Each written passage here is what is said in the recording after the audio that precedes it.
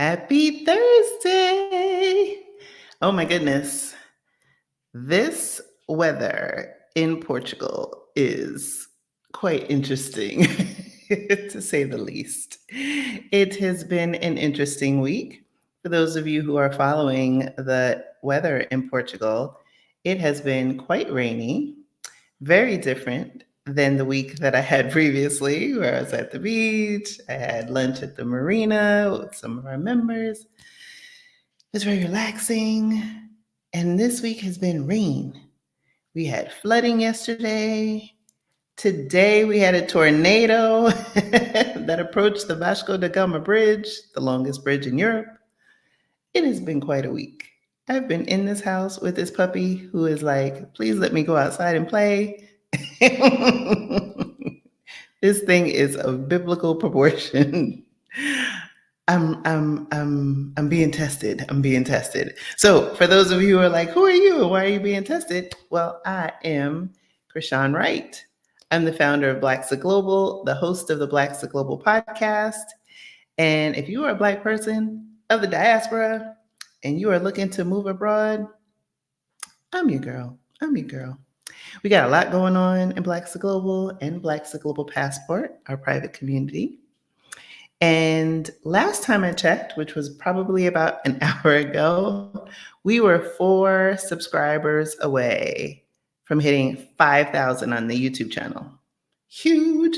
So if you are not subscribed, please subscribe. While you're here, hit the like button. That always helps. But definitely subscribe because this helps people find our content. Yay. I'm hoping that you are enjoying the season of the podcast. I just uploaded the most recent 1, 2, 3 episodes. I have another one to record tomorrow, which will close out this season. And so you will have the show until I think the first week in June. And then we're back on hiatus. So hope you are enjoying this season of the show. And with that, I'm going to go in here and say hello to some folks who was first in the chat today. The Howards. I know there was a birthday in your house today. Happy birthday, Mel. Happy rainy Thursday. Woo. This rain. Biblical. Diane, hey. Located cozy, hey. How you doing? When it be in the place to be, how you doing? Mellow, Shell. Aw, thank you. I appreciate it. Frederica, hey, how are you? Yes, I have a special guest who you were just with. I've been keeping tabs on you, Frederica. Diane, hey, Diane from Chi-Town. Yes, thank you. The poor puppy, she's been looking at me like I can't do anything, partly because I don't like going out in the rain, truth be told. But she also does not like going out in the rain. So she had to go a few minutes ago. And we get downstairs. I was like, okay, put my jacket on. And then it's like the sky opened up and it's like, phew. We've been pretty fortunate where we've been timing it right. And then, but when it comes down like that, she's like, maybe I don't have to go. And then I have to like, no, Bailey, you have to go outside, like do your business. Then we could go back inside. So then she was doing the zoomies because I think she just had to get some of this energy out because she's like, look, I'm being held hostage in this house by the rain. Oh my goodness. I'm hopeful that by Monday, because the forecast says it's just going to be up until Monday. But I'm hoping at least tomorrow that I can get to Pilates because I don't do rain. Do y'all seen them videos? There was like stuff flying down the hills because, you know, Port Lisbon has these 7 hills. Stuff sliding down the hills. Monsoons, okay? It's like garbage cans, cars.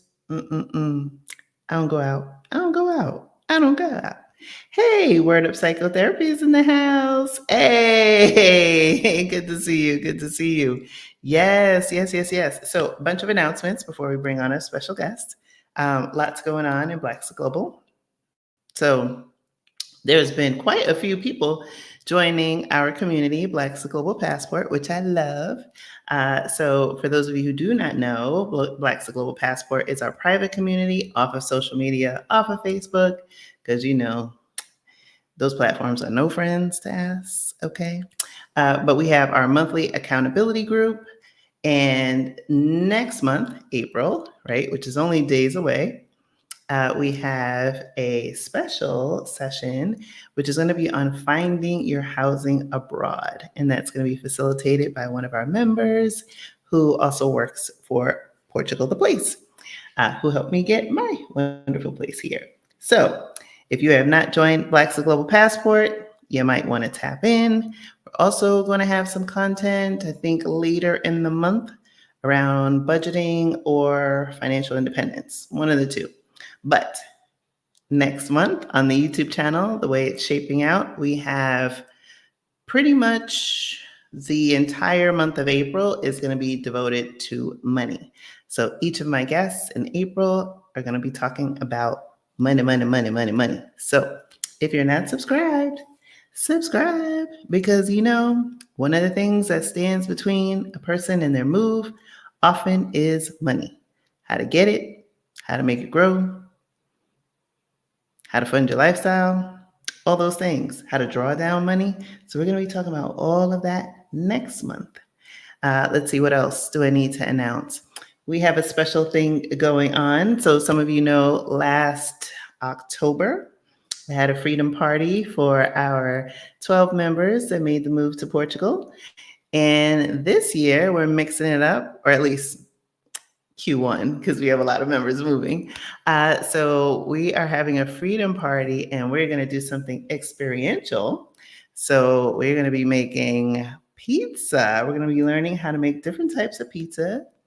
I did the experience a few weeks ago, loved it. And so we're going to be welcoming our new members. We have 3 members that have moved just in the most recent 3 months. One arrived yesterday, one arrived 2.5 weeks ago, and another arrived late December, early January. So your girl's been busy. So we are going to celebrate freedom journeys, making some pizza. And what else do I want to tell you? Oh, our boat party, Juneteenth. How could I forget? I am going to be collaborating once again with our friends, our Black Utopia. We are hosting a Juneteenth party. We're going to have a boat. Y'all know how I love me some boats, okay? We're going to have a boat party. So it's 2 days, dinner one day, couple things we've got planned, and then the boat on the second day. It's going to be spectacular. You'll definitely want to tap in for that. And then some of y'all are spending most of August with me as I'm hosting a scout house for people who are interested in moving to Portugal. So it's a busy year, y'all. It's a busy year. Y'all, it's going to be fun. Let's see who else is in here. I see Greta is in the house. Yay, yay, yay. Lori, awesome, awesome, awesome. So without further ado, y'all know I am approaching, next Wednesday makes 7 months that I've been living in Portugal. 7 months. Can you believe it? It's like, it almost doesn't feel like it's been 7 months in so many ways, like in a good way. And it's been, the last time I left Portugal was when I went to Italy in December, and about this whole residency card situation, but we're not going into that today. But it's been almost 7 months that I've been living here. And one of the things that has made it such a fantastic experience for me is that moving here, I had a soft landing. I really did. I had a lot of people help, right? It takes a village, especially when you have so many moving parts as I did in my life and I continue to do, right? I am a single mom of 2 now adult children. and I had a job, full time job at the time, and this platform, the show, and all these moving parts. But also, what made it a welcoming experience was the community that was built in. And so I'm a huge fan of people having a soft landing. And that is one of the reasons why I invited a guest from season 3, y'all, of the Blaxit Global podcast. So this conversation is 2 years in the making for an update. So with that, I am going to invite Michelle Wedderburn to the stage. Hey, hey, Hi, hey. hi, how are you? I'm doing great. So happy How to are be here you? again. Fabulous. Thank you so much for having me on again. This is awesome. And like you said, time flies. I know, because there's like, it has been at least 2 years because it was Hmm. season 3 and now the show is in season 6. Hmm. And you have had, like every human being, right? Life updates that have occurred over the Hmm. past 2 years. Because I was actually Hmm. listening to our episode again, Hmm. because when you were on the show, you were Casa Elm, which is your brand, and we'll talk about that more in depth, wasn't in existence. You were really branded Afro Expats Mexico. Hmm. Hmm. And so many things have evolved, including your son now, who's 12. So I am Yes. excited to dive on into this conversation. Likewise. Thank you once again for having me on again. And yes, time flies. So many things are a little different, but I'm grateful to still be abroad, which is our goal and our purpose, right? What we do. So it's been an amazing journey, and I just can't believe it's been for me 6 years. 6 years in Mexico. Girl, I have so much to share. Where would Yes. you like to start? Just let me know. Uh, I'm gonna start with something that you're not expecting, actually, Okay. but Hit it's me. not like I think it's more for the audience, less for us, right? Sure. Is that most people do not know. I'm assuming because I know you have super fans, but that you're a Canadian. Oh, yeah. Yes, yes, yes. I was born in Canada. My parents are from Jamaica. So I feel like the what immigrant status, expat, moving abroad started for them in the 60s. They moved to Canada, and I was born there. And then we moved to the United States. We lived in Connecticut for a lot of years. And then I also moved a little bit around the United States, traveled a lot. And then in 2018, I was just like, I'm out. I'm out. There's no way I'm raising my kid here any longer. Oh, So, wow. yeah, and, we made this move to Mexico. So, yes, I am Canadian officially. Yes, because I think that also contributes to this very, Zen aura that you give off. Oh, don't let it fool you. I am Zen. I am all about Zen, but every now and then, Dragon Lady shows up. I love it. I love it. So you have this beautiful backdrop, right? And I have like all of the every time I see you, I'm just like, oh, I wish I could just, you know, pop on See in the there room. See the and see room. around. And so this is Casa Elm. Yes, I am in Casa Elm. This is our, believe it or not, our co-working space. It's kind of just the relaxation area. You can come in and work. I have a little computer if someone doesn't have one that they can use. In the colder months, I don't want to really say winter because it's not like snow.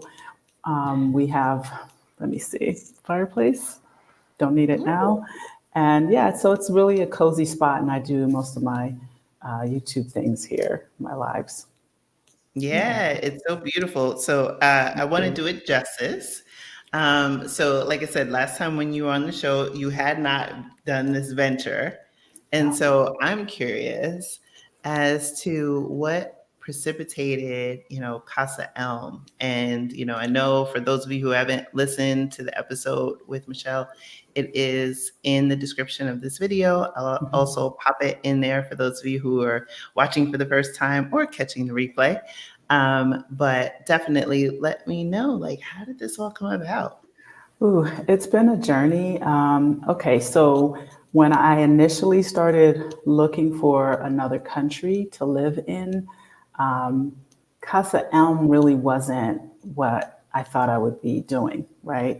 Um, I kind of was just like, okay, semi-retired, but I want to do something. Don't know exactly what yet, but I thought I was just going to kind of steamroller into get the house together, get everything settled, do all these things. We'll be acclimated in 3 to 6 months. And that wasn't the case, right? As we're all learning, moving abroad, it's just really is a process you have to be patient with. There were so many things to learn, not just the language. I think even if I was fluent in Spanish, it would have still taken time for the dust to settle. So when I got here, it was more about making sure my kiddo was happy. At the time, as you know, I was married, and I just wanted to make sure like our family was kind of adjusting because it was kind of my idea, right? Dragging people down to Mexico, right? And so I remember always wanting to do a retreat, but I didn't really for like a woman's retreat. I didn't really have like a focus or purpose, but I thought, let's do a retreat, right? At some point, I want to look into doing that, where probably focusing a little bit more on like the single mom demographic, because before getting married, I was a single mother, and I was pretty much like, okay, I worked so much. I had my own business. I had some rental properties, and I was just going all the time. And I said, oh, it'd be nice to get away sometimes and just decompress and whatever. So that was sort of what I thought I would end up doing. And then, we saw COVID, we saw George Floyd, we saw Blaxit Global, and all of these kind of things that kind of started happening in 2019. And I also had a lot of folks online contacting me, how do I get to where you are? And referrals from people on Facebook that knew I was in San Miguel, by the way, that's where I live now, San Miguel, which is in central Mexico. And so in saying all of that, right, choosing this place was kind of a little bit of a process. But once I was here, I realized that not everyone wants to go to the beach, and not everyone really understands Mexico is a large country. And so I started my channel as well. And I said, okay, I'm just going to share my life and that I'm received in Mexico, et cetera, et cetera. So with that started the consultations and all these things that somewhat then ended up morphing along with life into, okay, maybe let's help people actually get here and do it the right way, right? Which is, similar ideas, right? We're going to help people, we're going to educate them based on our experiences. I had time to join Stephanie and Rashida's 6-day challenge. And I said, okay, here's my idea. And, they kind of were like, just be San Miguel Michelle, right? Focus on San Miguel. And Right. people want to go to San Miguel. It's a beautiful city and blah, blah, blah. And I said, okay. And that's exactly kind of what I think started to pull the parts and pieces together in regard to the niching it down to what was needed, right? Not just, okay, I'm going to do a retreat. So once I started kind of working on that, creating a company DNA, really focusing on what I thought the needs were, then I worked with someone else and I said, okay, let's do a test relocation tour. Let's see what happens. And there were a lot of people who were interested, but I didn't have a space, right? I was like going to borrow space, just like I would borrow space for a retreat.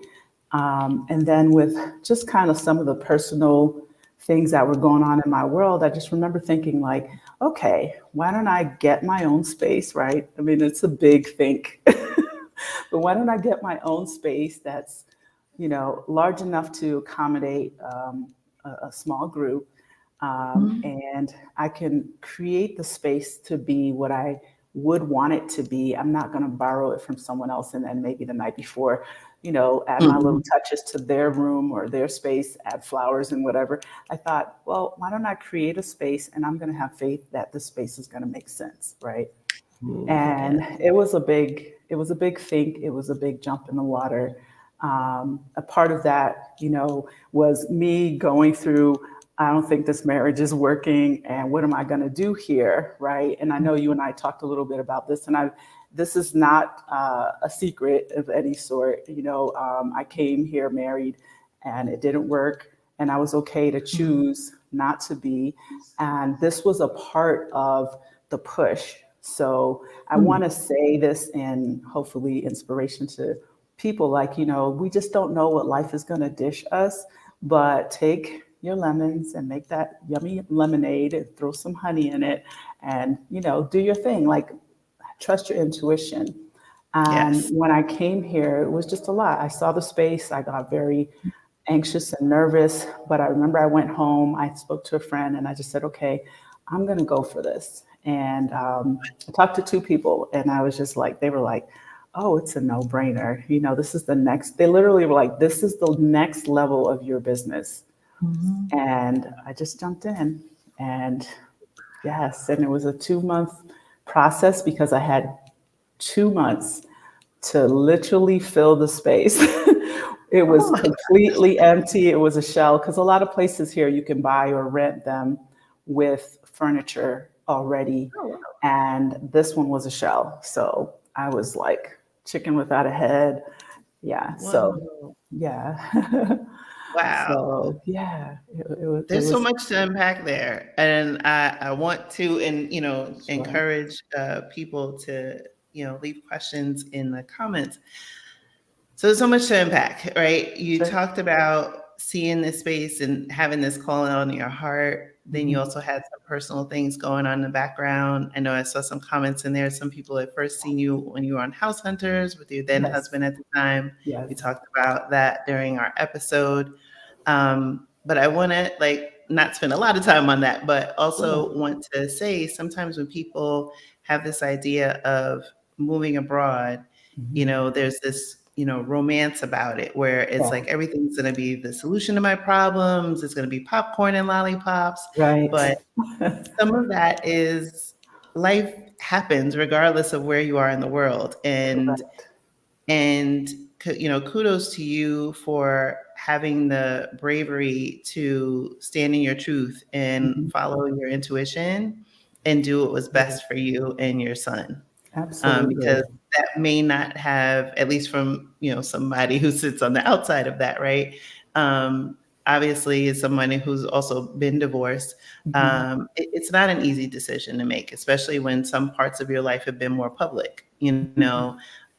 But what I see that has come out of this has been, like you said, you standing in your truth, you Mhm. following your intuition, and creating pathways and soft landings for people like us that want to take the leap, and you're being transparent about some of the things that were happening in the Mhm. background stands as a testament to your authenticity and your integrity.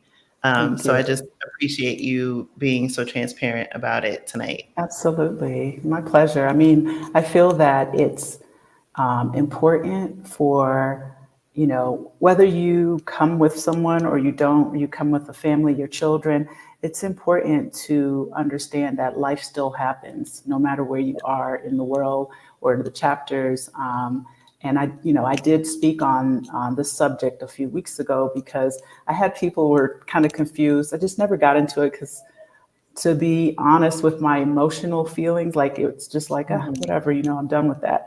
But Yeah. I also wanted to educate people because in being authentic, I think it's important to say the things that can come up and how to prepare for those things, right?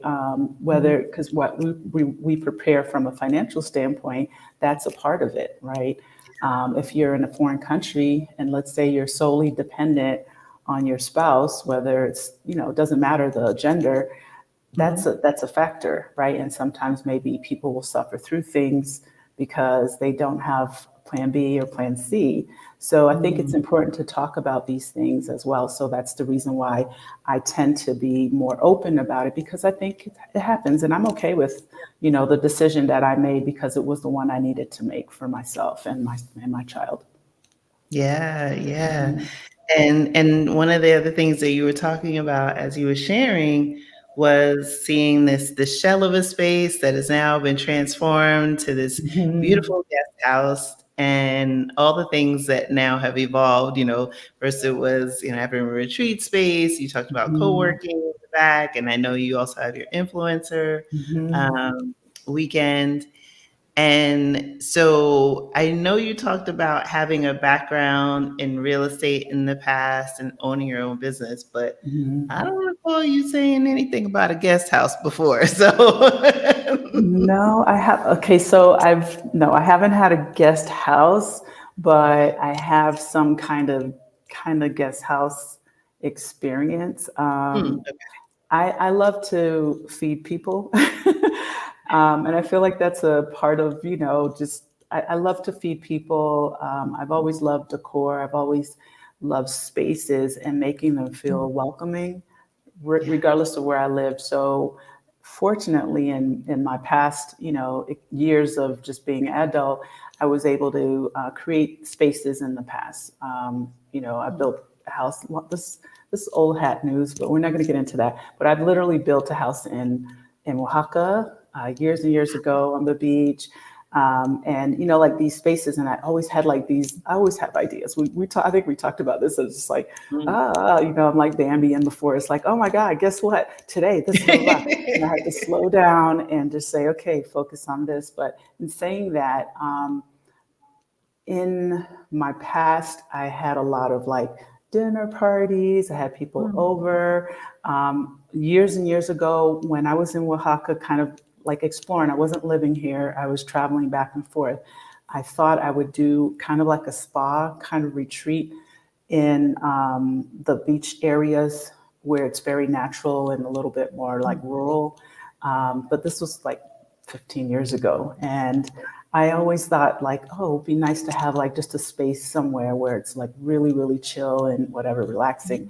So in saying that, yes, I've had my own businesses, but I've also entertained a lot in mm, my mm, adult years. I've had a lot of people over, like, hey, let's do this for a weekend. Let's hang out. Let's do a girls' weekend or whatever. So this felt manageable, like emotionally. I didn't feel like overwhelmed by mm, taking mm, it on, but I also felt that it was a necessity as well, because it was important to me how it was presented. And if it's not your space, it's kind of hard to manage that. mhm. Like this place to me, it permeates all the energy that I need it to, right? And I Mm, can't do that if I show up in a hotel the night yeah. before. I can't do that. Yeah. Exactly. Exactly. It's Yeah. authentically you, and I love that. Yeah. I'm just looking in some of the comments. One of your collaborators I know is Ingenuity.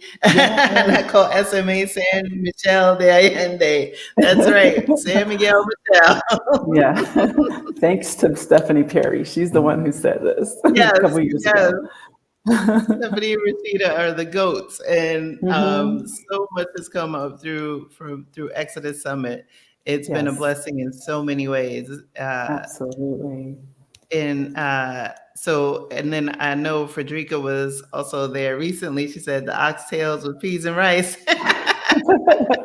That's right. She's still here, actually. She's here till Sunday. Oh, awesome! Look at Yeah. that. I love. See, Yes. I'm keeping tabs on Frederica. I know. I know. She's still here. I had my sabbatical month. This was my first time doing a sabbatical month, and I have three amazing women that have been here all month. Wow. It's been really beautiful. Yeah. Wow. Yes, and I know a couple of our passport members will be making their way to Yes. visit you soon. Yay. So yeah.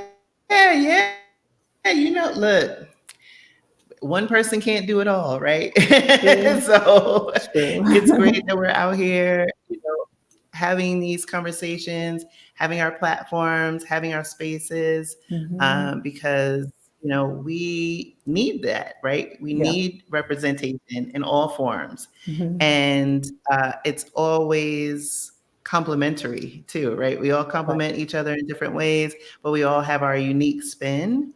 Right. And I would love for you to tell people more about Casa Elm Sure. and what you do there.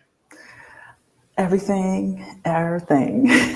So Casa Elm is, it's just become this healing space, I feel. And I say Mm, healing in all ways because some of us come with a lot of stress from work or years of in a specific career, or having the responsibility of maybe caring for older parents, right, or caring for your kids and now they're gone and you're an empty nester and you just are not sure what to do next with yourself or your life, etc. So what I've found is, and this is what I did from the beginning, I had a lot of anxiety, kind of like I said earlier, because I was like, okay, this is a big space, right? It's not like I don't need this for me and my kiddo, right? We just need a little area to live, and we're good and travel around. And I am a little introverted, so I do enjoy, just kind of doing my little thing, move around the country and move around the world. But once I got this, I just kind of was like, it's needed. I don't have all the answers. I don't have like this magnificent business plan because I'm kind of a business planner in terms of like preparing and things like that. I didn't have a lot of time to mull it over. So I did follow my intuition, and I literally have walked this house so many times in these 2 years because we've been here for 2 years plus. And I literally do this. I walk and I say, speak to me. What do you want me to do? And I did that when I first moved here. I was just like, okay, I have the space, I have the relocation tour. What is this going to be, right? And what do people need? And I have faith that this is going to be a space where people can come and feel safe, not just from like a crime or violence, no, but feel safe as in, oh, okay, she's got me, right? Because a lot of people are traveling, maybe it's their first time, they're following all these amazing movements, Blaxit, Exodus, and whomever else. And they're like watching, right, these videos probably for months, who knows, maybe even years. And, people, more and more people are joining. But when it's time to get on a plane, it could be a little daunting and scary. a little And bit. yeah, and we provide, that kind of kid glove, right? Where the soft landing, you get here, you don't have to worry about, okay, being in an Airbnb or a space alone. Some people do want that.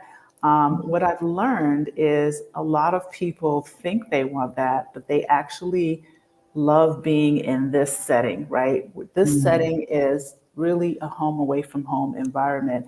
And I didn't have the exact concept hammered out, but I just opened my energy to receiving these messages like, okay, what are women enjoying? And I can tell you my first three ladies that stayed here together, because I had one guest who stayed, wasn't planned. And then the first three ladies that stayed here together, they were literally for me kind of like my angels, right? They sat in the kitchen day after day, night after night, and they would tell me, "Oh, we were just drinking tea and we were talking till 1 o'clock in the morning." And they didn't know each other before they got here.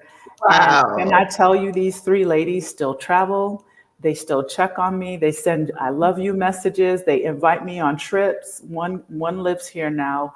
One is coming to live here when she retires, but she's coming back. This will be her third time coming back this coming May.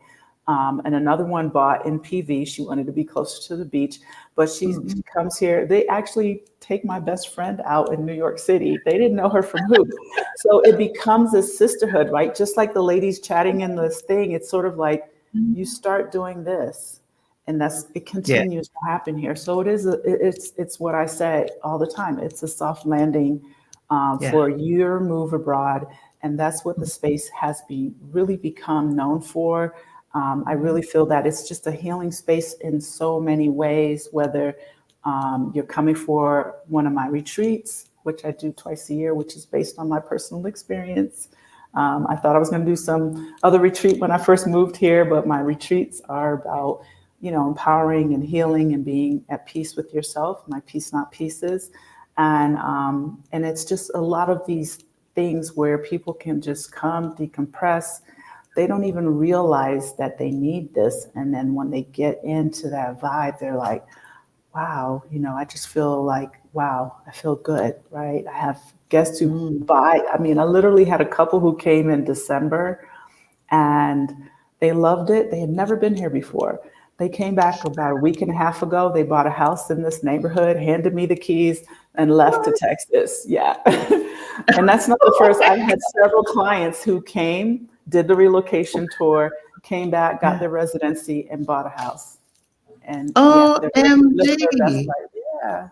Yeah. Wow. So I'm happy that I trusted in the process, because I do believe that it was above me, at least the Mhm. bride order, for sure. It was definitely above me.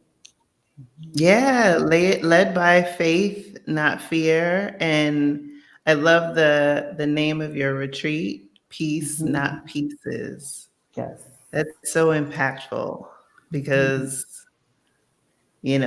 life be lifing, and at times you feel like, everything's in pieces. And what I found from this journey abroad is finally getting into this chapter and season of peace Hmm. and protecting it, preserving it at all costs. And Right. so, and I'm glad to hear that you have a space that's dedicated to helping us get what we need.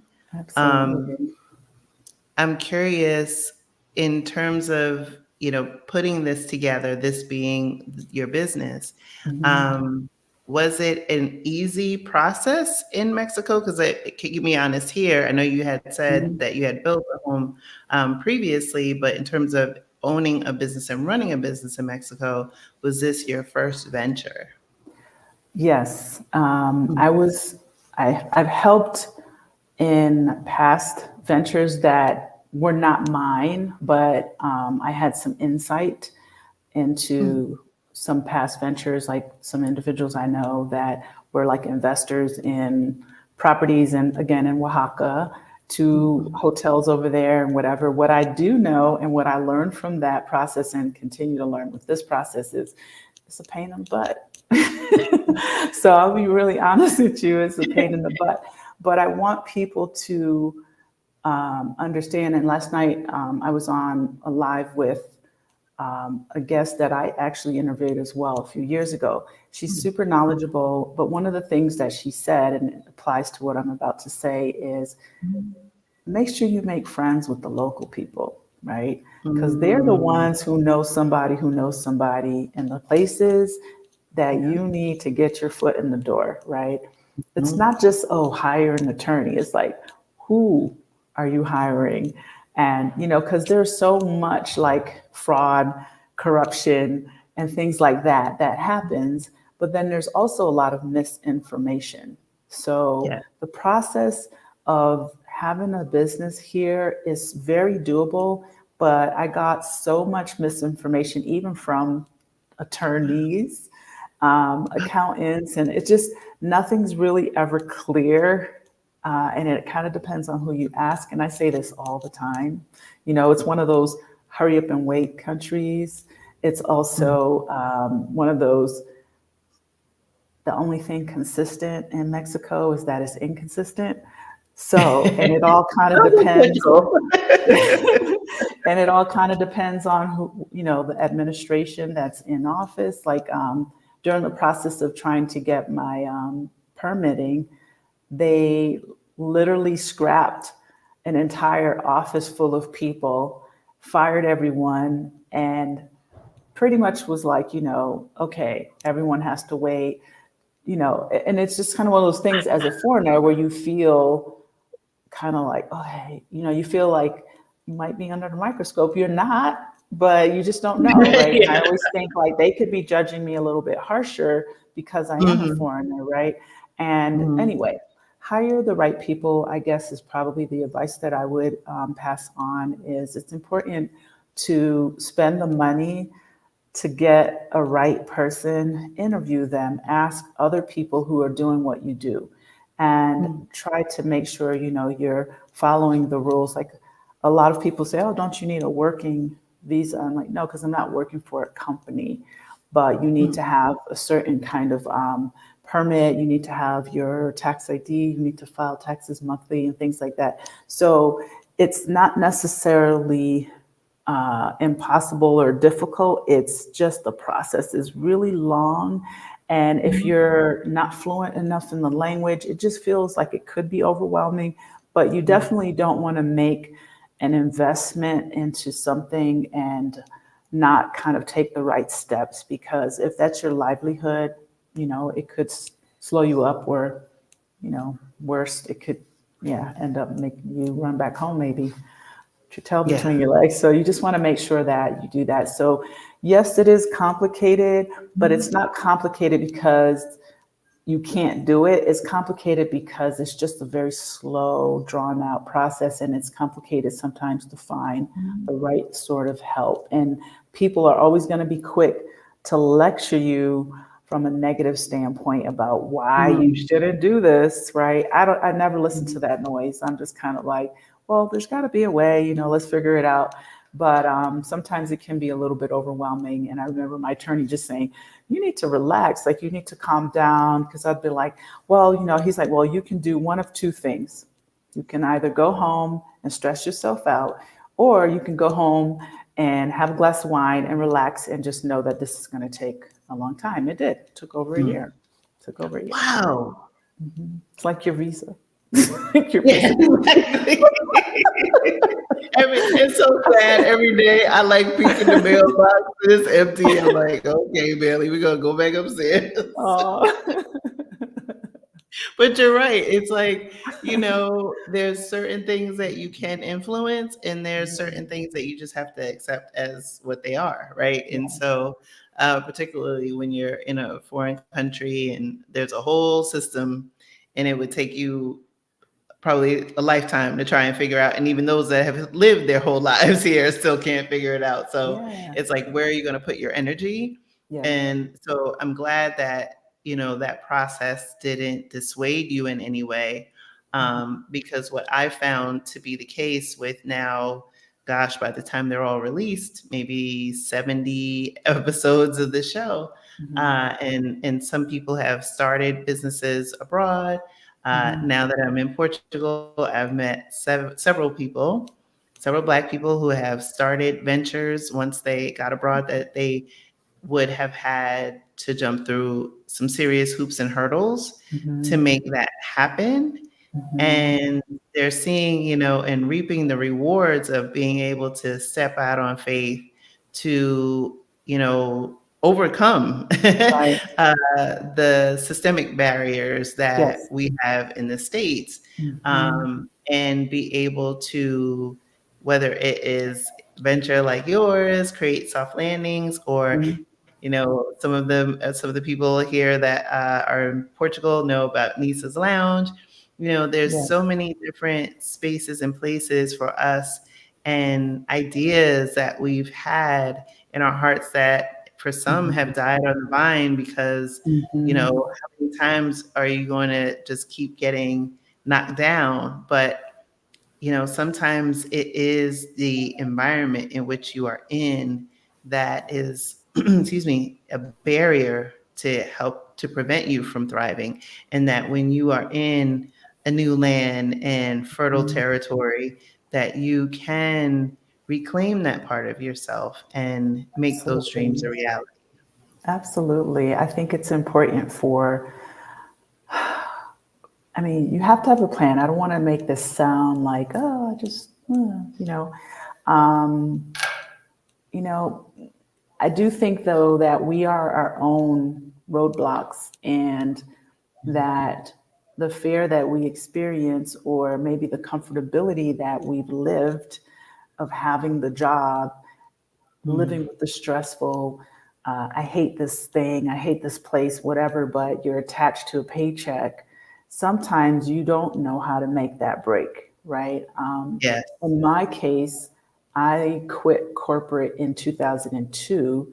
So I already knew what it was to be like, oh, and it Mhm. was my choice. I had worked in corporate for 15 years, and then I just said, okay, enough is enough, because every job felt to me just unsatisfying. And I felt that I Mhm. will never overwork myself for you because it's not my business.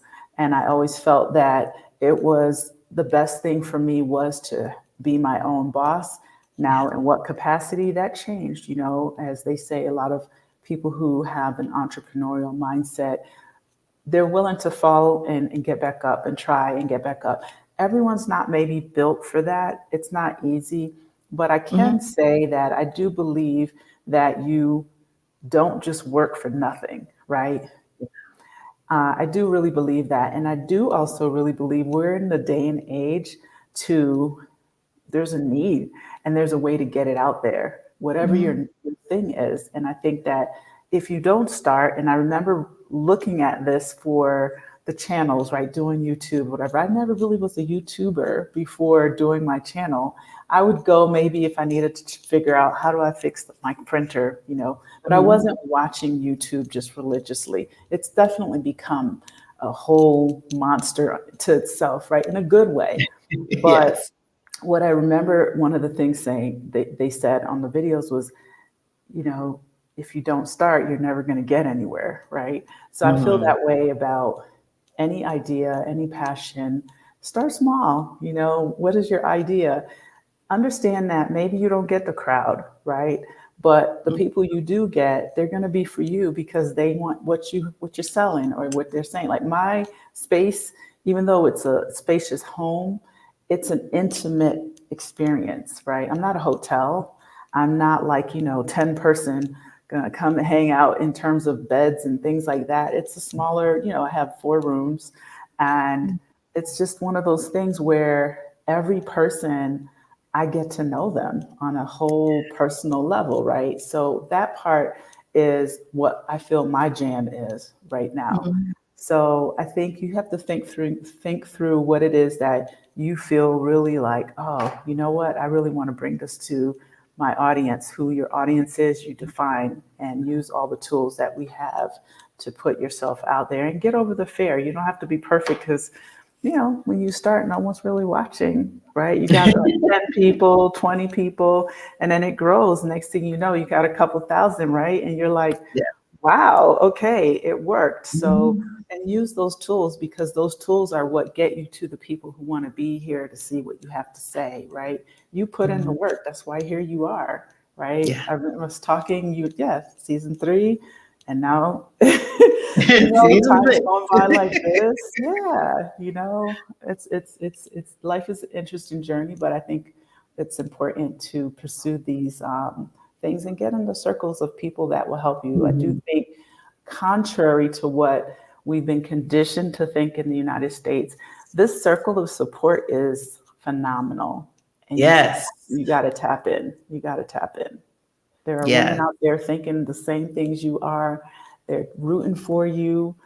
Tap in, lean on and get that help. Yeah.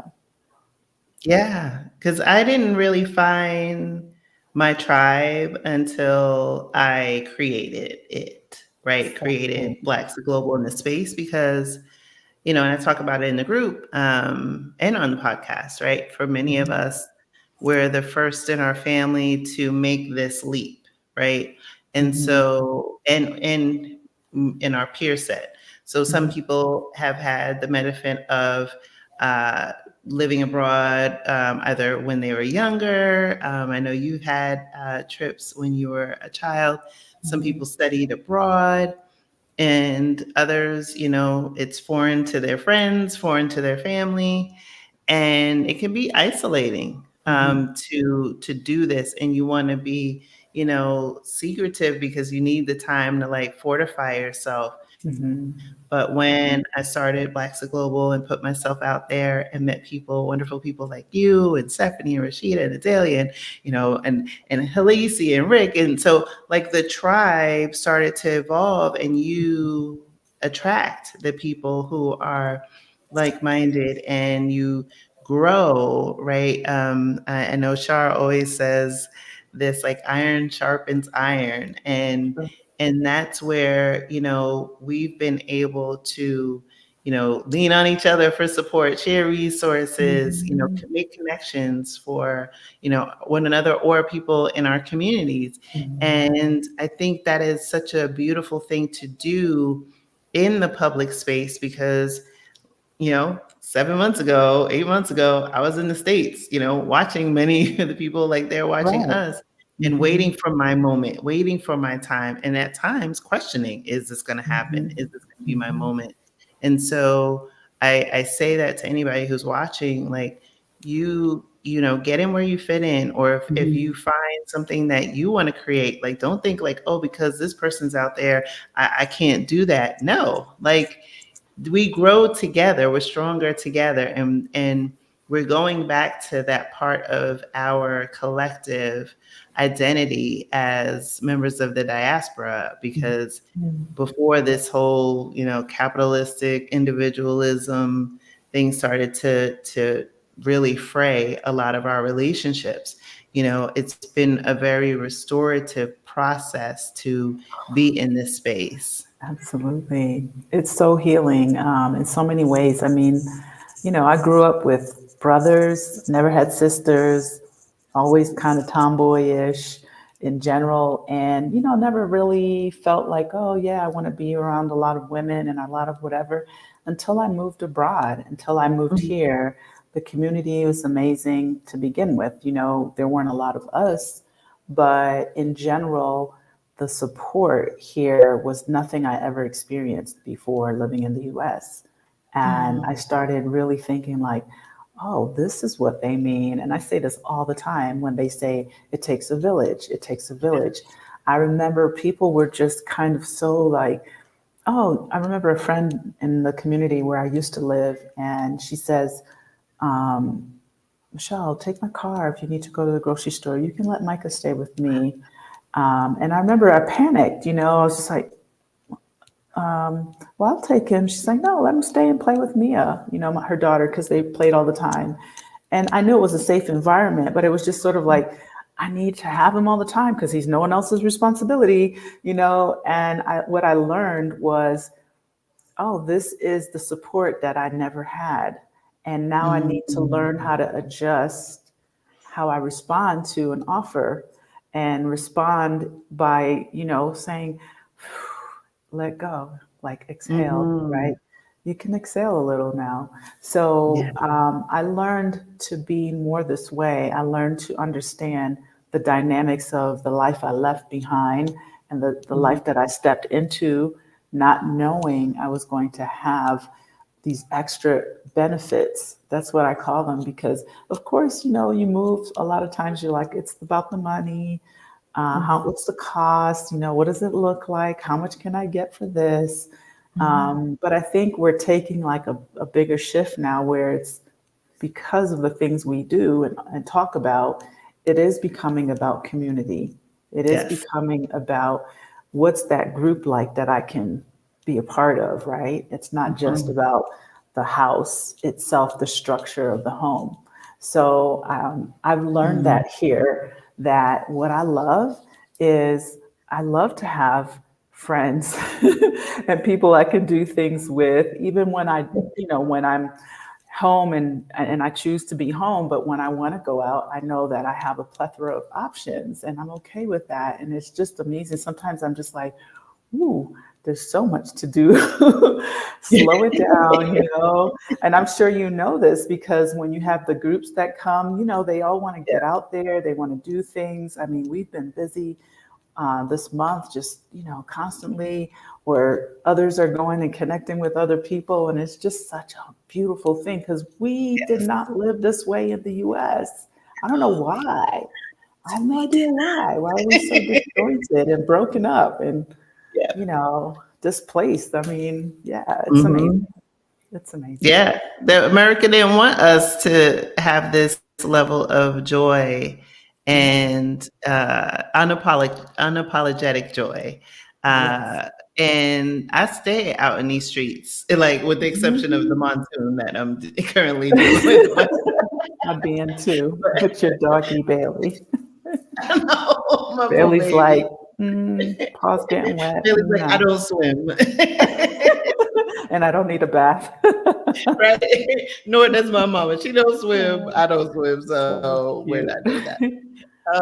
But it's like tomorrow I'm going out with one of our members that just arrived, and I love it. I love doing that. Just making sure when people are either passing through or coming in, of course, in the community, Mhm. just being that source of like welcome and helping people get settled in, because especially those first couple of days can be a little nerve wracking to say the Oof. least. Mm. But it is, that community that is the fabric, and it goes back to, it takes a village, and it is Mhm. so wonderful to know that even though I'm here as a single female with a fur baby, that I am still part of a village, Yes. and I relish in that. I relish Mhm. in that, and I too am learning to like put the load down. Yeah, yeah. I call it the onion. The Mhm, onion, right? You're taking yeah. layers and a little bit of layer of this and that. Mhm, Even our viewpoints and our perspectives, when you get here, I have them too. As much as I've traveled, had been in Mexico, I still came with some fear about Mexico. And I remember the same questions, like, and I was like, why am I asking if it's safe when I've been here for 15 years in and out of Mexico? Anyway, the mm, point is that I remember a lady that lives here, and she's been living here for like over 20 years. She like chuckled at me because I was in my townhouse, which was starting on like second level. You entered on the second level, and then upstairs where my bedroom was the third level. And I mean, it was way up, right? And I'm in a development with security, mhm. electric, whatever, cameras. And I remember I was here in June. I had just gotten here. This is again 6 years ago. And it was hot. It was hot, hot, right? So I'm in the room, buttoned up, sliding glass door, locked, stick in, and I'm sweating. And she's like, why don't you open the window? And I was just like, well, I'm kind of afraid to sleep with the window open. And she laughed at me. She's like, who the heck do you think is going to climb all the way up? Like, what are you? And I had to learn, although I had my own experiences, Mhm. to again, I peel that onion layer back and I say, okay, you are being a little extra.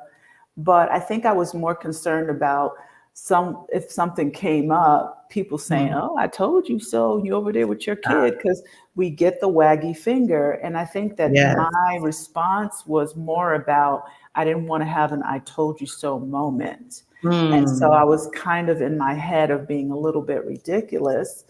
And Mhm. later, in the 4 years I lived there, can I just say it was just such a moment of enlightenment, of Mhm. learning. And I mean, my child was running down he was in the complex development streets, okay, all the time with all the Wow. other kids.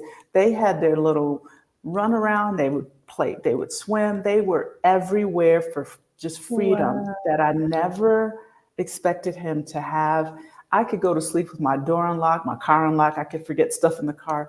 No one bothered. And I'm not saying all of Mexico's this way, but I'm more Mm. referring to the thoughts, the perspectives, and the things, right, and the onion layers that I had to kind of peel Mhm. back. Yeah, so yeah, Yeah. that's the learning experience. I had my moments too. So it's a nice little segue over to your son. So when we had our conversation, he was about 9, going on 10. Now he recently had a birthday, Hmm. and he's 12, if I'm not mistaken now, Yes, right? Okay. 12. I'm like, what? Like, how has he continued to adjust, like, language? I know you talked about friends, Mhm. because somebody's watching this. They're a single mama, and they have it in their head that it's not for them, or worried about doing this and how they would adjust. So give us an update there. So we came when he was 6. He's now 12. He is overly fluent in Spanish. So I'm very grateful for that. He's actually going to start French lessons this summer because that's his choice. He wants to learn French and Japanese. I'm like, go for it. Learn it before your brain gets too stuck in a lane. He loves living here. I know there are things that he misses, but I think because we came when he was 6, there's Mm, not like a lot of attachments that a 6-year-old doesn't have so many attachments as many attachments as like a 12 or a teenager mm, would have, right? Because of being more at school and their friends and whatever. He has like one really mhm, good friend from kindergarten. And at the end of kindergarten, I was pretty much like, we're out of here because I don't want to raise my child in the US. So I'm fortunate and grateful for that. The school initial first year was a little bit of a challenge, but I think it was a challenge because my expectations had to be adjusted. And when I mm, say that, I mean it not that the education isn't good, but it was my expectations of what was going to happen and how it was going to happen. mm, So my thought process was, oh, get the transcripts, I'm going to choose the school. And I took a second trip here just to interview schools. So if you do wow, have children and you're not a home, world, or unschooler, didn't even know about these terms until I moved here, right? Like the people that come here to me are very interesting. It's just like all these like things that they're like so like interesting, and they're just like beyond some of the thoughts I've ever had about education and things like this. And their kids are mm, thriving. Like it's wow, incredible. Like I've met families that adopted kids and they are world schooling them and they move around. I met this wow. family. They had adopted a girl. I forget what country she was from. She Mm. spoke like 6 languages and she was Oh like my gosh. 12 years old. Wow.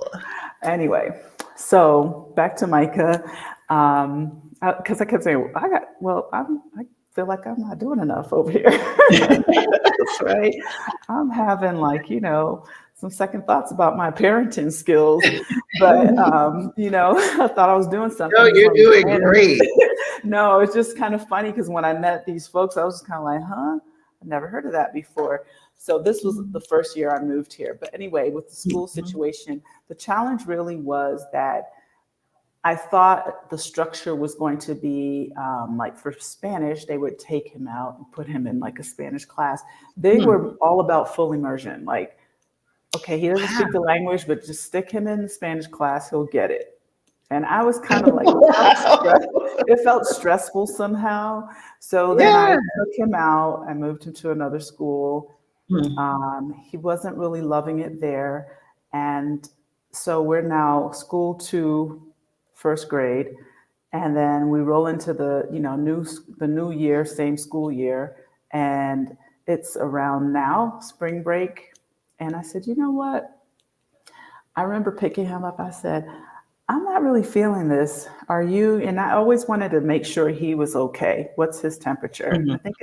I think it's important for you to do that when you're taking your child to another country, right? Don't just plunk them in. Because I had parents here were like, oh, give it a chance, he'll get adjusted. And I said, no, I don't want him to get adjusted. I want him to like it. I want him to Yeah. enjoy the experience because first grade is not important to me. I was like, it's not a big deal. So Mhm. with the end of the school year, there was a school that was a complete kind of like one of those free range, they're learning through play. Yeah. And I just pretty much just said, you know what? I'm going to get your stuff, and Mhm. I just want you to learn the language. I'm going to get a tutor. I'm going to put you over in this fun school, and you guys can go out there and pick up all the rocks you want. I don't care. And I just put them over there. I was like, we used to call it the chicken coop school because they just had animals. It was like on kind of a Wow. farm, and it was fun. There were other kids, not a big school. There were like 15 children. They would like construct things. They used to cook, make pizzas, made Mhm. like climbing walls. They used to explore plants, learn about trees and blah, blah, blah. And then I said, okay, once you roll into second grade, I will find another school that fits better. And there were so many choices and options. So fast forward, COVID came. I had to kind of like figure out that situation because online wasn't working. And there was Yeah. always a solution. So the point of sharing all of this Mhm. is that there was always a fix or someone available to help my child in the areas that maybe he wasn't at the level he needed to be. And right now, he's really doing well. He's enjoying the school that he's in, Yeah. which is run at, I chose this school because it's one of the better schools that at this age, and it's called Victoria Robbins. And I actually asked her to be on my channel. We'll see if she Oh, will. She's been running the school for 36 years. She's American. wow. She's been here that long and she's had success after success. She told me that she has 14 high schoolers graduating this year because it's a small school. And she said a lot of them get full scholarships to colleges in the United States. And so I told Nice. her I would like to interview her because I want Yeah. other parents who are interested to know that, there are important things that are not always associated to accolades, right? Mm. And that's one of the things that, she was sharing with me. She's like, my kids are happy and then they learn. So Mhm. their experiences are more well rounded because it Mhm. includes the language, it includes the culture, it includes where they came from. It's a Mhm. mix. It's a mix. It's not just kids from other countries. It's a mix. It's Mhm. also local children, but it's just like one of those like really creative kind of, I don't know, I call it the hippie school. It's not hippie school, but it's the concept is like, we're not trying to fit you in a box, right? They do like Mhm. kind of allow them to be really creative. They have a 4-day academic week.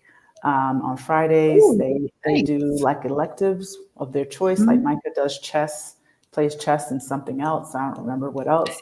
And it's just fun, And so it's been one of those things where I know that where he is in life right now, he would not probably be in the same place if we Mhm. were still in Florida. Yeah. I love that he speaks the language. There are a lot of Mhm. after school activities like Mhm. Taekwondo. He's just recently started playing the piano again. Oh, wow. He's been doing robotics for 4 years, almost 4 years. Has Nice. participated in competitions. We just did one in Mexico City. So it's like Mhm. it's full. So if you are a parent, single parent, not a single parent, and you are afraid because you don't know what's going to happen with your child and whatever, it's to me, it's one of the best things you can do is Mhm. literally you are creating a global citizen. Like to me, this is a whole other generation of global citizen, right? We're global Mhm. citizens because we travel, right? But Yeah. growing up in a whole other place, yeah, I Mhm. just think that's a legacy that you're creating. You're creating something else. Yeah. Yes, that's generational wealth right there. And Absolutely. I think if more people had the benefit of having those experiential, especially educational experiences, and less about conformity, I think there Hmm. would be more happy people in the world. Absolutely. And we wouldn't work Right. in these boring, miserable corporate jobs. Exactly. It's like, you did your 15, I did my 15. I'm like, Exactly. Peace out. I remember someone said to me when I was quitting again, and they were like, have you ever stopped to think that maybe you're the problem. I said, I am the problem. I don't want to Mm, work there. I am. It yeah. is me. I just, yeah. And that's when I just Mhm. said, you know what? Do your own thing, Michelle, because you're going to just continue doing Mhm. this. Yeah. Yes, Yeah. yes. Just sifting through the best of the worst. Mhm. And it's Groundhog Day over and over again. And the only constant is you.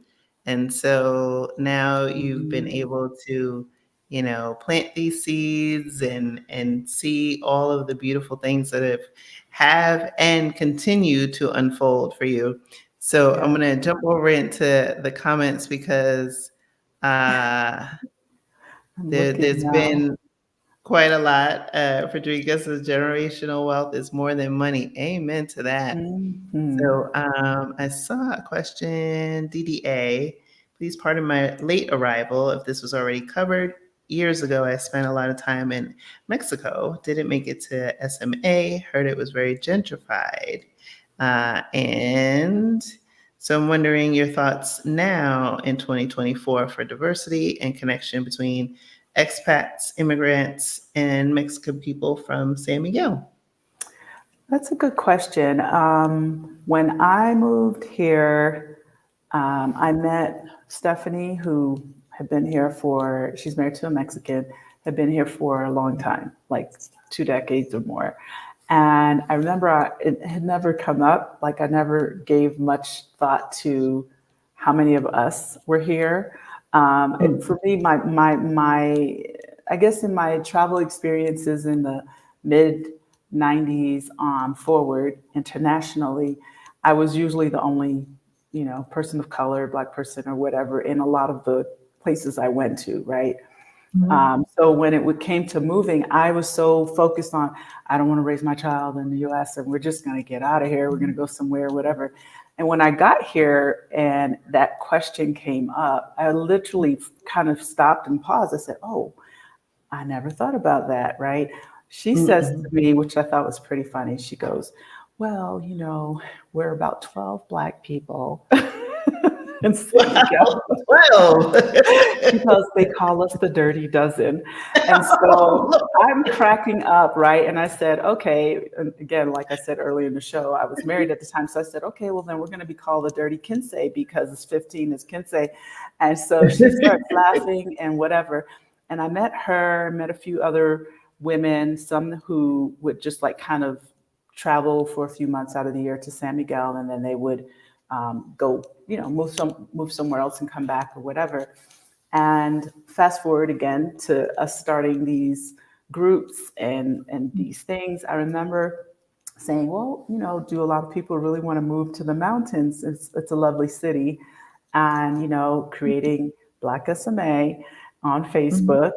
And it was amazing because I started to shine the light on my life here because I wanted people to understand the culture of Mexico, which is they do receive us. Um, I feel that the whole world is being gentrified.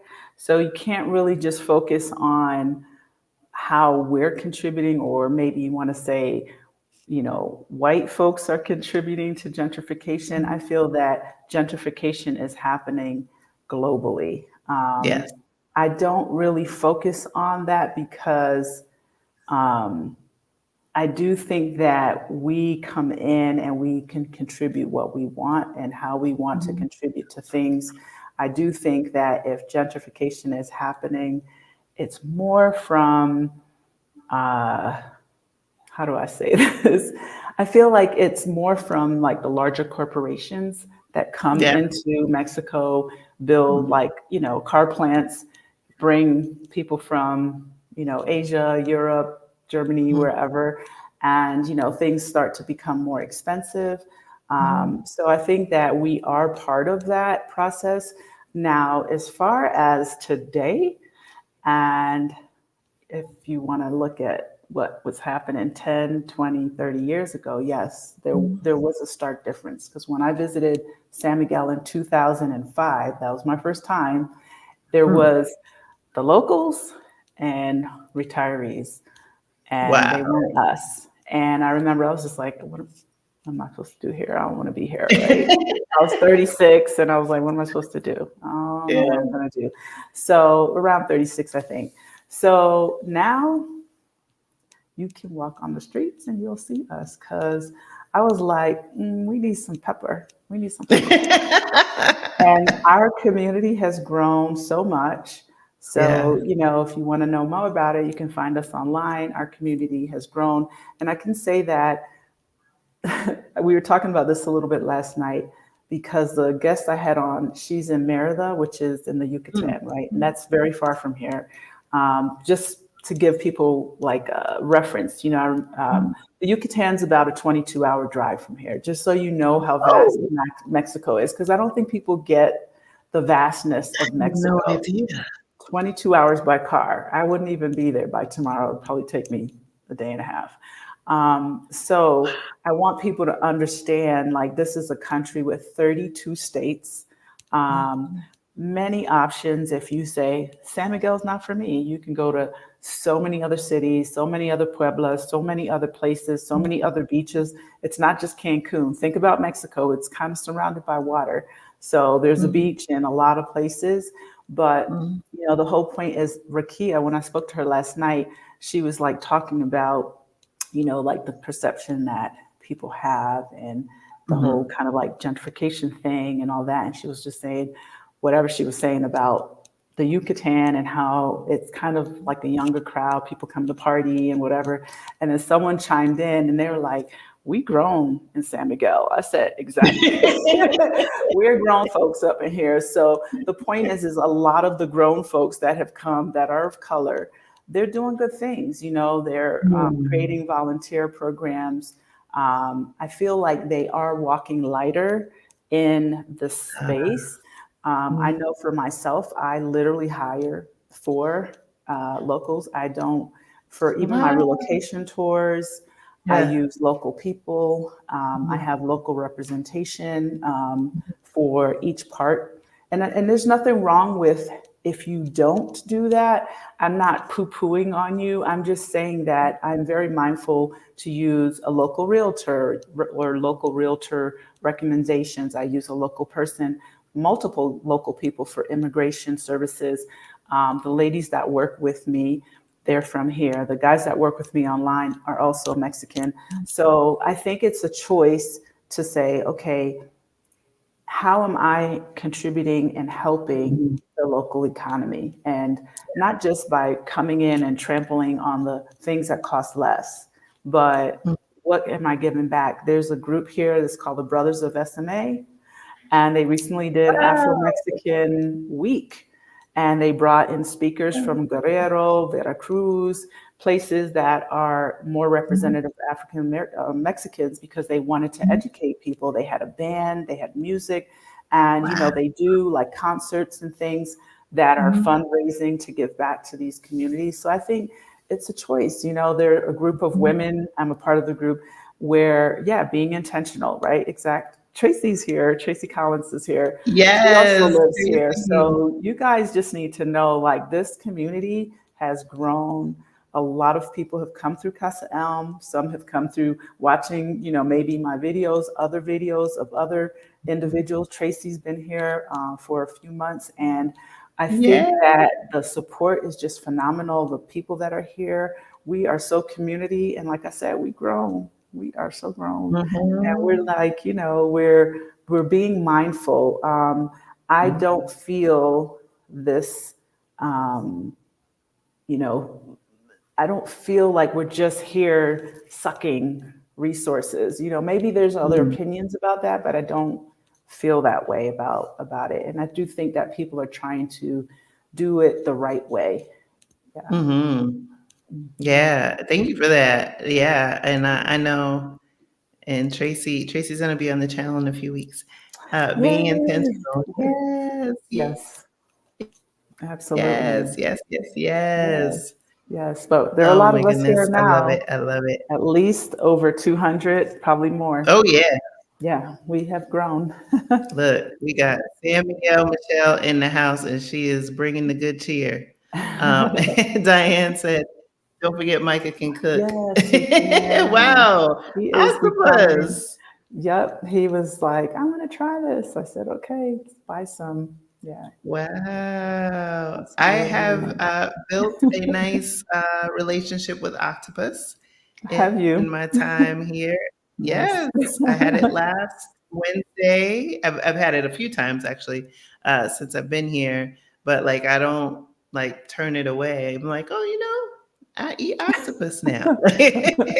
As long as it's tenderized, I told him, you got to kind of beat it. You got to tenderize it. Yeah. And yeah, the Be that intention was to tentacle. make, yeah, exactly.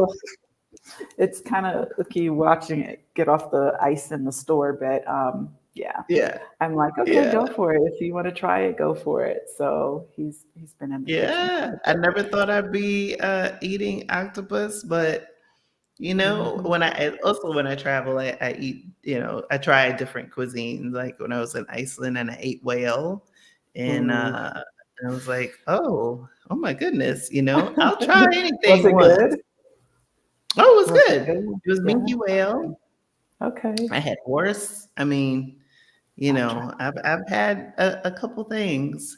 Alexandria wants to know, do you feel comfortable driving on the narrow cobblestone streets? I will. Yes. Hmm. That's all I'm gonna say. I am not uncomfortable driving anywhere. I can't think of anywhere that I've been uncomfortable driving. So yes, to the cobblestones. Uh, yeah, I've driven most recently to Mexico City. Yeah, I've driven through the mountains by myself Wow. with my How kiddo. far is that? It was about 3.5 to 4 hours. I think yeah, on my show a few weeks Oh, okay. ago, I was talking about when I was talking about the whole relationship thing. I was Mhm. also sharing that I got bribed by a cop by driving into Mexico City, not knowing I was supposed to have a tourist circulation card for my car because my plates are not the state of Mexico. Oh, It okay. was the state of Guanajuato, and because I guess of traffic pollution and all these things, if you don't have a Mexico state plate, you're supposed to Mhm. get a permit that I didn't know about. So it was his opportunity. It's Mexico. This is one of those things. I was like, I'm not going to get mad. I called my attorney. He talked to him. He just wanted money. Not a lot. It wasn't a lot. $15. I was What? like, Oh whatever, my goodness. take it and go. And I was like right by my Airbnb, but I took a wrong turn right into that traffic. So it was Oh what it was. I no. learned something new. So now you know if you're driving to Mexico City, you need to get this thing online. And apparently it's free. It's a permit you can get online for free. Wow. Yeah. Yeah, don't run into the shakedown cop.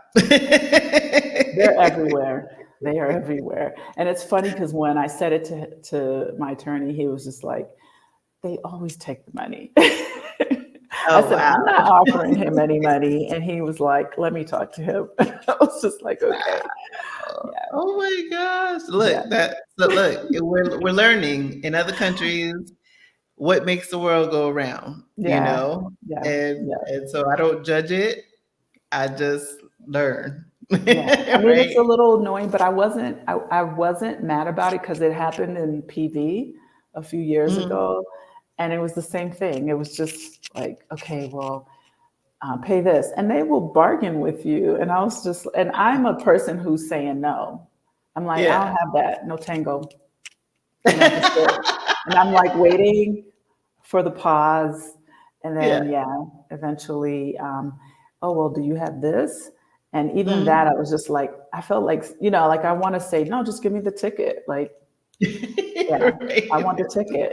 But in this case, apparently what they would do is tow your car. And I was like, okay, I don't need Oh, that because I had no. to drive tomorrow to this competition. So Yeah. yeah, but it's just one of those things. And I was talking to my Mhm. housekeeper about it, and she's like, it's the same everywhere. Like they're so just culturally for them, it's like Yeah. it's just the way it is. And Yeah. so one of the things that we have to be again like, okay, it is what it is, or it is Mhm. this way. And even though we don't like it and it feels really, like I can't even trust the person who's supposed to be protecting me Mhm. somehow. But at the same time, I'm just kind of like, you know what? All right, I didn't have something that I didn't Mhm. know about, but I still didn't have it. Yeah, yeah, right? So yeah. where in the US, it would have probably, if that were the case, it would probably be a bigger fine, more Mm-hmm. problems, more work. And I'm like, you know what? Here's $15 for it to go away. And he Yeah, literally gave me exactly. a little piece of paper Yeah. written on a post-it note that said it was okay for me to drive for the rest of the day. Oh my A God. yellow post-it note. And I said, I could have just written this out and I'm going to Right, write this out exactly. That's what I tomorrow. was thinking. It was just like a post-it note. Is this legit? Is this legal, sir? I'm going to stick my post-it on the windshield for everybody to see. Look, look, I got it. I got my permit right here. Oh my gosh, that's hilarious. Oh my Oh, gosh. Mexico. Wow. Yeah. But Michelle, as we start to wrap, what's up next for Casa Elm, and how do people tap in? I know I dropped the link, but I want to kind of leave people with a little something, something. Well, I think the best way is to go to my website, which is here, casaelm.com. It has all our events. I think it's also a great idea to subscribe. You know, we do have a couple things that you could use at free checklists and more information about San Miguel. But I feel like with the newsletters you are in every week, we have a blog that kind of tells you what we're doing, what we're up to. But on the website, it really has a list of all of our events and things that are happening when we have our relocation webinars, which I have probably not quite exactly once a month.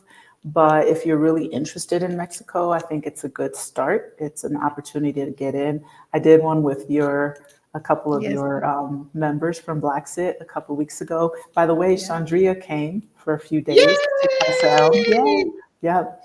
She came and stayed a few days after that online meeting that we Oh, had. that's So awesome. yeah, I think it's a great option. And if you're not sure about where you want to be, whether it's Portugal, Mexico, or anywhere else in the world, take the trip, right?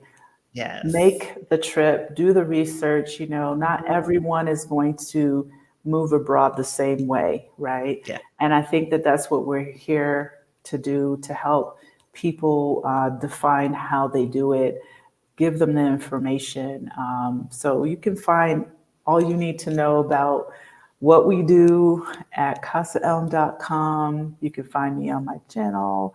As far as what's coming this year, we still really and truly, our biggest thing is the relocation Mhm. tour. We help with consultations. I have consultations online.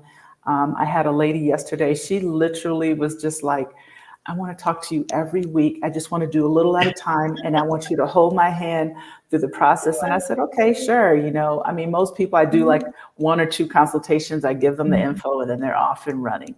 And she was Yeah. just so overwhelmed. But I realized in this conversation with her that it's overwhelming, right? Because we've been Yeah. there, we've done it, or we're you, in your case, still doing it. And Mhm. yeah, so the point is it's just the beautiful thing, you know. Mhm. There's so much to know, and I think that you just keep moving forward, and that's what Yeah. we're here to create, continue creating the soft landing.